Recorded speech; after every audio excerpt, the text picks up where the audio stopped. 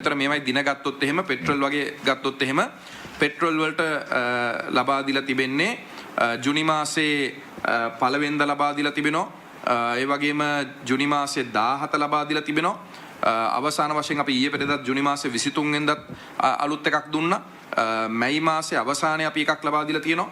Diesel සඳහා ගත්තොත් එහෙම ජුනි පළවෙනිදා අප්‍රේල් මාසේ ලබා දීපු එකකුත් තියෙනවා.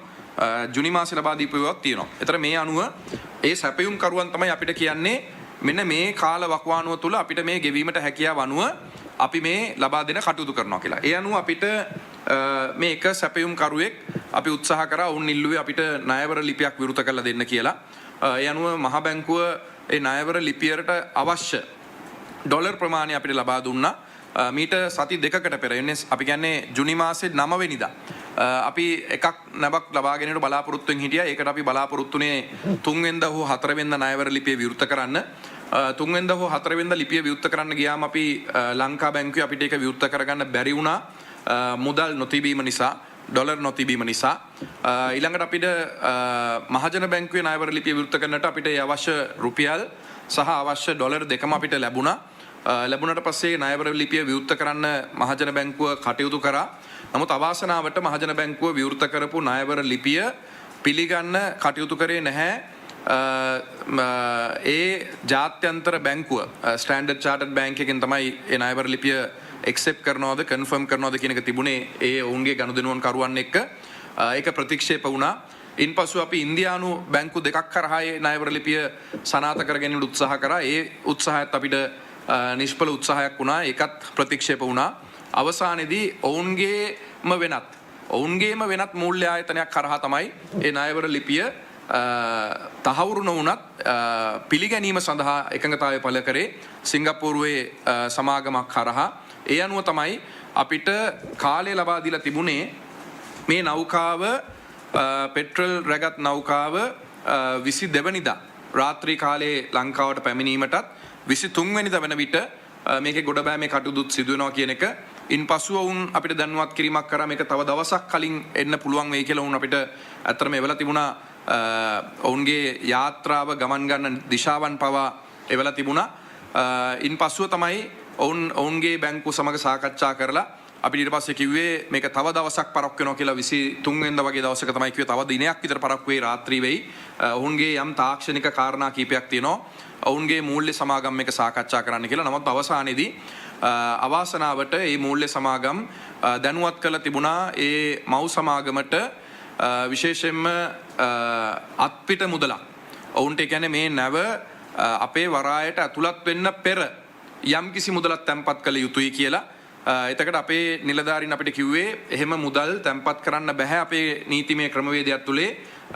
අඩුම තරමේ අපි පරීක්ෂා කළ යුතුයි මේ තියෙන ඉන්ධන පිළිබඳව.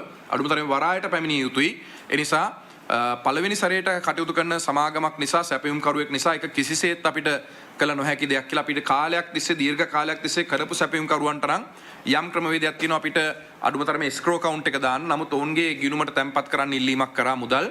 ඒක අපි කිසිසේත්ම කළ නොහැකි බව අපි දැන්නුවා.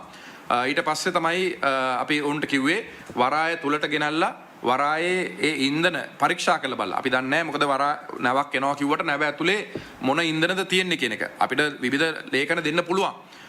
ලේඛන සකස් කරන්න පුළුවන්. ඒ නිසා ඉන්ධන වරාය තුලට ගෙනල්ලා වරායේදී එහෙම නැත්නම් අපි කිව්වා අඩුම තරමේ ලංකාවේ මුහුදු තීරයේදී අපි එවන්නම් වෙන යාත්‍රාවක් ඒකෙන් ටෙස්ට් රිපෝට් එකක් අරගෙන ඒ ටෙස්ට් රිපෝට් එක හරියනවා නම් අපි යම්කිසි මුදලක් අපි ලබා දෙන්න කටයුතු කරන්න. නමුත් ඒකට එකඟ වුණේ නැහැ. ඒ අනුව අපි ඒක ප්‍රතික්ෂේප කරාට පස්සේ ඔවුන්ගේ සමාගම මූල්‍ය සමාගම උපදෙස් ලබා දීලා තිබුණා ඒ මව් සමාගමට ලංකාවේ තියෙන මූල්‍ය තත්ත්වය සහ ලංකාවේ බැංකුවල ශ්‍රේණිගත කිරීම පහත වැටලා තියෙන මොහොතක ඔවුන්ට මේ වෙනුවෙන් තියෙන අවදානම ගත නොහැකි බවත් ඒ නෞකාව ඉන්දියාව බලා පිටත් කරන බවත් තමයි උන් දන්වලා තිබුණේ. ඒ අවසානයේදී අවසාන වශයෙන් අපි දැක්කේ ඉන්දියාවේ බැංගලෝර නගරේ වරායක් වෙත ඒ නෞකාව ගෙනියනවා. ඊට පස්සේ අපි උත්සාහ කරා ඒ නෞකාවම අපේ මෙහි ඉන්න වෙනත් සැපයුම් කරුවෙක් කරහා දීර්ඝ කාලිනව අපිට කටයුතු කරන සැපයුම් කරුවෙක් කරහා මිලදී ගන්න පුළුවන්ද කියලා. නමුත් ඒ වන විටත් ඔවුන් ප්‍රතික්ෂේප කරා පමණක් නෙවෙයි ඒ නෞකාව වෙනත් සමාගමකට අලෙවි කරන්නත් කටයුතු කරන්න ඔවුන් ගිවිසුම් ගත වෙලා තියෙනවා. ඒ නිසා අපිට ඒ නෞකාව අහිමි වුණ තරක් නෙවෙයි ඉන් පසුව තිබුණු නෞකා කීපයක් තිබුණා ඒ සමාගමෙන්ම ලබා දෙන නියමිත වෙලා 30 වෙනිදා සහ අපිට අත්‍තරම කිව්වේ 27 වෙනිදා වෙනකන් කල් දෙන්න කියලා 30 තව එකක් එනවා 27 එනවා කියලා. නමුත් මේ තිබුණු අත්දැකීමත් එක්ක අපි තීන්දුව කරා මේ සමාගම තව දුරටත් කටයුතු කරොත් අපි තව තවත් අමාරුවට වැටෙන නිසා අපි ඔවුන්ට කිව්වා අපිට මේ ණයවර ලිපිය තව දුරටත් පවත්වාගෙන යන්න බෑ. ඒ නිසා ඒ ගිවිසුමෙන් ඉවත් වෙන්න කියන එක. ඒ අනුව අපි එදා ඉඳලා අපි කල්පනා කරා අපිට තියෙන ඩොලර් මිලියන අපි 30ක් ගෙවල ඉවර කරා දැවිතෙල් නෞකාවකට මීට දින කීපයකට ඉස්සෙල්ලා ඩොලර් මිලියන 34ක්. ඒතර ඩොලර් මිලියන 44ක පමණ මුදලක් අපි තැන්පත් කළ තිබුණා මහජන බැංකුවේ රුපියල් සහ ඩොලර් කියන දෙක මේ ණයවර ලිපිය විවෘත කරන්න.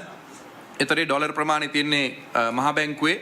ඒ නිසා මේ මහ බැංකුවේ තිබිච්ච එකත් එක්ක ඒ 44යි අපේ ගිණුමේ තිබුණු ඩොලර් මිලියන 19ක ආසන්න ප්‍රමාණයත් මහ බැංකුවෙන් අපිට තව ලබා දෙන්න ඩොලර් මිලියන 40ක් පමණ තව ඉතුරු කරගෙන තිබුණා. එතන මේ ඩොලර් මිලියන 100ට කියන ප්‍රමාණයට අපි ඊට පස්සේ තමයි සාකච්ඡා කරන්න පටන් ගත්තේ. අපිත් එක දීර්ඝ කාලිනව හිටපු සැපයුම් කරුවන්ගෙන් අත්පිට මුදලට හරි කමක් නැහැ මේ කටයුත්ත කරන්න කියලා. නිසා මේ මොහොතේත් මේ සමාගම් එක සාකච්ඡා කරනවා. මොකද කිසිම සමාගමක් පෙර ගෙවුමක් නැතුව දැන් අපිට ඉන්ධන ලබා නොදෙන තත්ත්වයට පත් වෙලා තිබෙන්නේ. ඒක අපි කනගාටු වෙනවා මේ තත්ත්වයට පත්වීම පිළිබඳව